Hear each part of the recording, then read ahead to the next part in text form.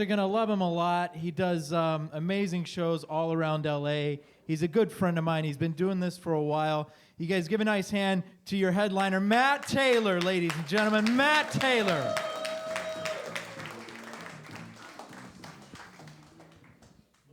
He is so good looking, isn't he? He's just like a good looking man. See, right now, everyone here is afraid to compliment another man's look. Women are like, I don't want to say that because then he'll try to fuck me. And other men are like, I don't want to say that because then men will think I want to fuck them. Just appreciate, just express it, don't worry. I'm going to do some really oddball stuff, but it's all true. I was reading Dante's Inferno recently because I'm insanely smart, and I then went to read the Bible to fact check it, but I read something that terrorized me. The devil apparently was in heaven at one point, chilling with God, got into a fight with God, and then was cast into hell. I don't think I'm saying anything crazy here, right?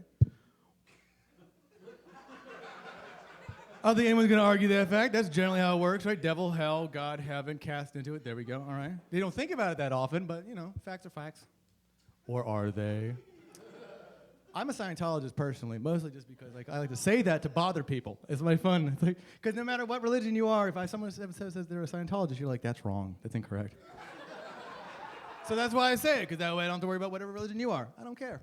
So, shields up. Broop. There we go. So, who knows what's right, by the way? We just assume they're wrong, but who knows? I do. I know what's right, but I'm not going to share it with you. Sorry. It's a part of my... You got to join several levels up, and then I'll tell you. I have my own cult, by the way. I'm not a Scientologist. I have my own sex cult. It's like a thing I've been working on for a long time. I'm very proud of it. If you'd like to join, you're welcome to join, but there are a lot of initiation parts to it, and it's... And I don't want to give any secrets away, but it's a whole lot of sex. So sometimes with me, but other times it's with random people I pick, like that one and that one. It's a lot of fun. You'll enjoy it. I trained under R. Kelly, so it's gonna be a lot of good work. I trained under the master, the great one. I have a lot of respect for him. He taught me how to pee on people. So. Where was I? Oh, yes, God, the devil, hell, heaven. Here's the thing. The devil was cast to hell, which means hell predates the devil. That's a weird thought to me. That means if the devil was sent to hell, why was hell there?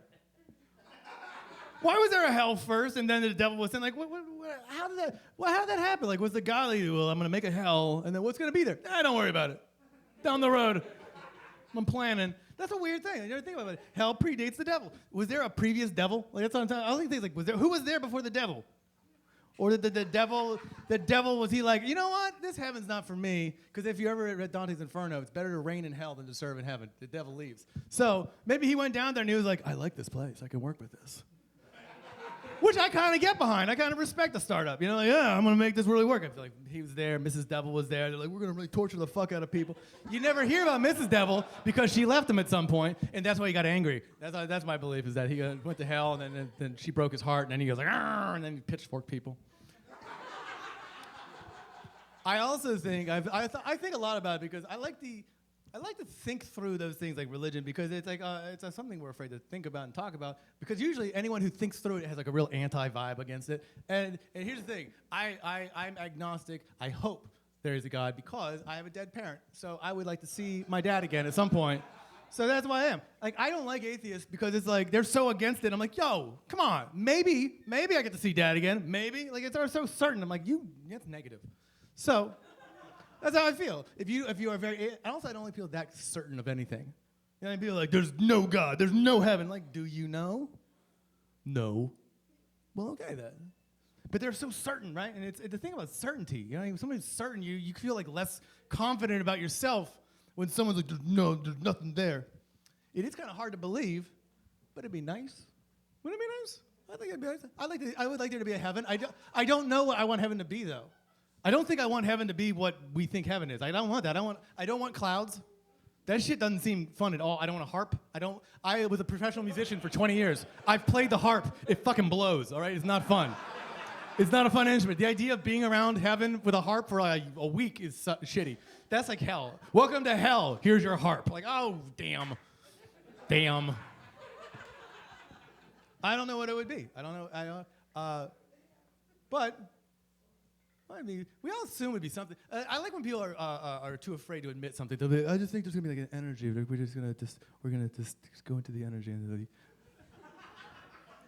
the fuck is the use of that then? I don't want to fucking just become energy in the universe. I want to still have my thoughts. I want to be reincarnated. I feel like that's like it's kind of a selfish belief, by the way. Reincarnation of all the beliefs is like, I'm gonna be right back. Don't touch nothing. Like that is a selfish thought process. I'm gonna be reincarnated. Give me my shit back. But it'd be kind of cool. But the problem with that though is that I've never met anyone who was like, yeah, last week I was an old woman. Now I'm a dude again. Like you never run into anybody. You hear about like the Buddha, right? The Buddhists, there's certain religious figures in Buddhism that are apparently reincarnations across time, but you never meet them. They never interview them. They're never like, yeah, I remember 300 years ago. That was pretty fucking sweet. Like you never. I don't know. And the problem is that then who do you have speaking for religion is just fucking lunatics. Lunatics, or don't get mad at me on this one, child molesters. Lunatics and child molesters. I say that because I'm Catholic. I went to Catholic school, and I tried to be an altar boy in a diocese that became, after the fact, rocked with pedophilia. Rocked with it. Not one, multiple. And I tried to be an altar boy, and guess what? Those priests did not accept me. I swear, I tried to be an altar boy. I didn't get past the swimsuit round. It fucking was insulting. I guess God was looking out for me. I don't know. I think about Jesus all the time. Because I like the story a lot. I think it's good writing. I think it's tight. It really is. Like it's well. Whoever wrote it, or if it did happen, either way, I don't want to speak either way. It's tight writing. It's like, all right, think about it. Jesus is like the perfect story. Like Jesus is this young kid, right? And he's gonna make it, and he has, like every other kid in showbiz, an alcoholic mother who's just crazy, and that's Mary. And here's how I know that Jesus' first miracle. How does he debut? Does anyone know how he debuted? Water into wine. Yeah, for his mom. His mom was like, could you turn a little drinkity? Mom, please, this is not what I'm supposed to be doing. Just turn it into booze, babe. That's a showbiz mom. I don't know if you've ever met any fucking stage mothers. That is. And by the way, also, that's a weird way to make your debut as God, because it's also a crime.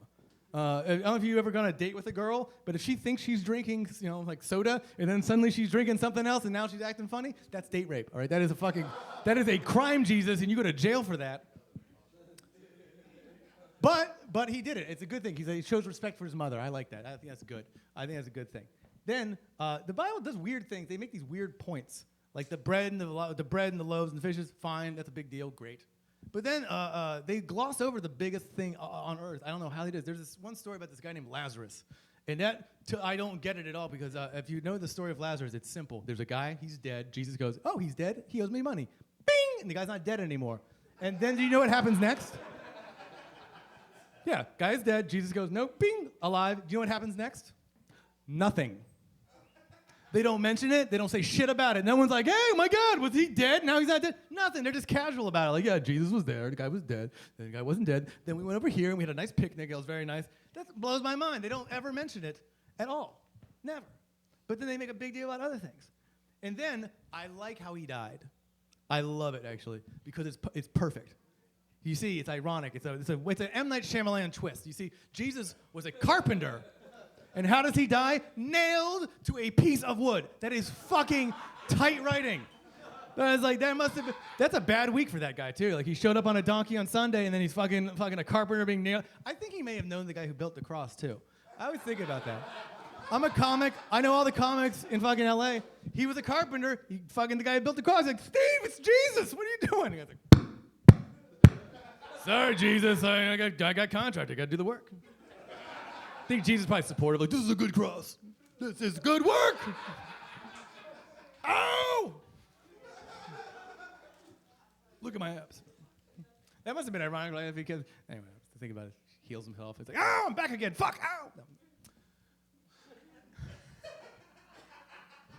Then he went to hell. Then Jesus, did you know that's what happens in the 3 days? He goes to hell. He does that. He goes to hell. Then he comes back. and no one believes it's him. It's the famous tale of Summersby. I don't know if you know the story of Summersby. It's a very famous story that's gone throughout all history and cultures. It's the idea of somebody returning from a war or someplace. No one believes it's him. He says it's him, and then, it's not him. At the end, it's not him, but for Jesus, it was him. And I love the fact that story's there, and I love how they found out that it's Jesus so very much. Not because of the Jesus part. I don't give a fuck about that. I love the guy, the doubting Thomas guy, so much because of what he does and how he figures out it's Jesus. It's brilliant. He's like, hey, I don't know if that's Jesus. And everyone's like, that's Jesus. It's Jesus. And he goes, I don't know. I'm not going to believe until I feel his wounds. I need to feel the wounds. Then I'll believe. And they're like, all right, cool. And Jesus is like, no problem, buddy. Boom. Feel away. And he's like, holy shit, that is you. I know cross wounds, and this is Jesus. And they're like, yeah, are you happy? And he goes, yeah. Well, no. Who's that? Oh, that's Mary. I don't believe it. I'm going to need to find out if it's Mary.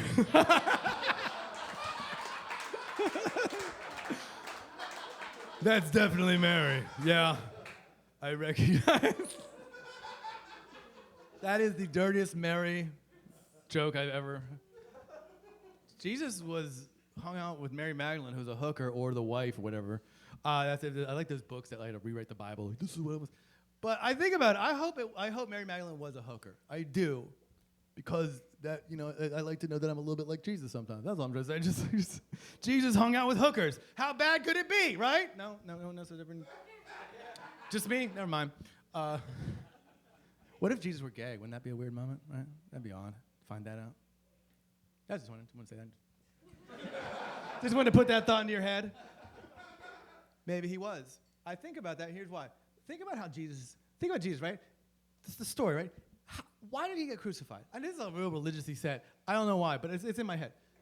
Think about it. He's like so good on paper. On paper, he's fucking perfect, right? He's like, he was there. He did these things. They were very nice. He said, help other people. Do these nice things. Bring the children. Give them some things. Here's the dead guy. He's not dead anymore. Help everybody. Good. And then they kill him. And you're like, what the fuck? What did I miss? What did I miss? Where did he piss somebody off? And they're like, it's somewhere. I think I know what it was. I think it was his voice. I think he must have had a weird voice. It explains everything. It sounds good, but what if he was like, oh, the meek are gonna inherit the earth. Now bring those children unto me. You're like, oh, who is this freak? I don't like this guy at all. He had a weird voice. Hi, everybody. You ever meet some? Oh, also, here's the other part. Maybe he's a know-it-all. No one likes a know-it-all. He's like, I know this and that. It's like, shut up. Shut up, here. I don't know. That's, I swear, the end of the religious jokes. I don't like it. It's just no good. Wouldn't it be funny if... no, it wouldn't. All right, so... I'll end with something the devil. I already talked about that. Impressed? No. Immigration? Nah. Trump looks like my dad. No one cares about that. I don't even know what the word X is. Trump does look like my dad, which is weird because I like Trump now because he has my dad's goofy smile, and it's weird to like Trump, apparently. Because he smiled. He got my dad's goofy smile, and I'm like, my dad was just like that. My dad totally would have put that on the Supreme Court. Everyone. Oh, this is what I was thinking about. I have the answer. I've been looking for a long time for an answer. Something to actually help people. Stop watching the news. Stop. Just stop. Because one, you're not going to vote for a Supreme Court justice. Two, you're not involved in the United Nations. We have no power over it. And all it is people trying to get ratings. That's it. There's no grand conspiracy. It's just the people at Fox are being threatened to lose their jobs, so they're up in the tension. And I also think that maybe the anchors at Fox used to date the anchors at MSNBC because they sound like they used to be fucking them, and now they're not fucking anymore. Like, oh, can you believe what this guy said? What a dick, right? Like, that's not even the news. How do you? I think I know the answer. If you want to see a better world, it's not going to come from the people in office. It's not. They're old. Some are white, some are black, some are other. They're rich. They don't give a fuck about you. They don't give a fuck about me. But the good thing is they're going to die. And when they die, the world will get better. So if you want to be happy, live. That is my advice. The best protest, just live. Go to the gym. Eat vitamins. Live. That's all it's going to take. It's what will happen, because eventually one will die, another will die, and then a younger person with a little bit less offensive point of view will then, but then here's the problem. Then you'll become old. And then you'll be the racist person. That's going to happen. If you live long enough, you will become the bad guy. You will offend people. Your grandkids, no matter how open-minded you think you are, your grandkids are going to be horrified by the shit you say. They're going to be like, oh my God, Grandpa, you can't say black. We're not allowed to refer to color ever, ever, ever. Like, oh, I'm sorry, back in my... They're like, oh. And we're going to live longer. And here's the thing. I don't want to get old. I'm so afraid of getting old because I see old people. And they're so angry and unhappy. And it's because they can't use technology. And that is it's the worst irony of life. The worst irony of life is that old people cannot use technology because they existed before technology. Like, old people know what it's like to try to use a map. Like they know how much it sucked, but they can't use a GPS ever. Have you ever seen an old person try to use a smartphone? They're like, ah! And it's so cute. They're so happy when they do it. Anyone here have like a grandparent or like an uncle, someone who's on Facebook? They love I can talk to my friends from high school. Like, they're all dead, Grandpa. They're not gonna see you. You're gonna need a Ouija board to talk to those people. Oh. It's gonna happen to all of us. People are gonna die. We're gonna get old. We're gonna die. It's just gonna happen. And then so I just figure, if you want to be happy, I think you should just don't harm anyone. That's it. And women, try to fuck more ugly guys. I think that's a fair thing. Like, listen, I think about me too. Like, I have my thought process. All right, I've noticed this, that there's becoming a blowback. Have you noticed that? Like that men are starting to be like, no, it's not. Some women are blah blah blah, and they're trying to deny. I didn't do that. And like, it's because people have been accused of things, and everybody on earth has just been like, fuck that guy. I guess he did it, just because of the accusation. And my thought process is, I agree with that. That should happen. Like, because I'm not an idiot. I know women are going to be like, I'm on your side. I'm saying, like, yeah. But I'm saying, like, if you say that some dude did something, sure. But if you're wrong and you made that up, I feel that you have to fuck a bunch of ugly guys.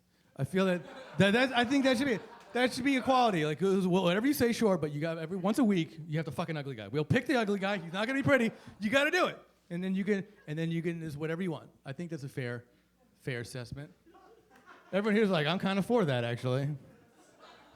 Women, you're not for that, right? You're like, I don't want to fuck an ugly guy. Well, that's closed-minded and bigoted of you. You're being, it's a little hateful. I'm trying to save the world and make everyone happy, and you're like, you won't fuck one guy, just an ugly guy. That's shallow. Women are shallow. I'm trying to talk about world peace, and women are like, I don't want to fuck an ugly guy. Well, you know. Drink. That's what men do, and we're fucking perfect. Get over it. Get over yourselves.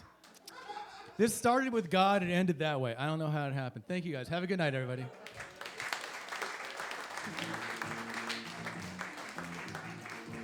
Matt Taylor, ladies and gentlemen, I hope you had a good night. For information on future shows,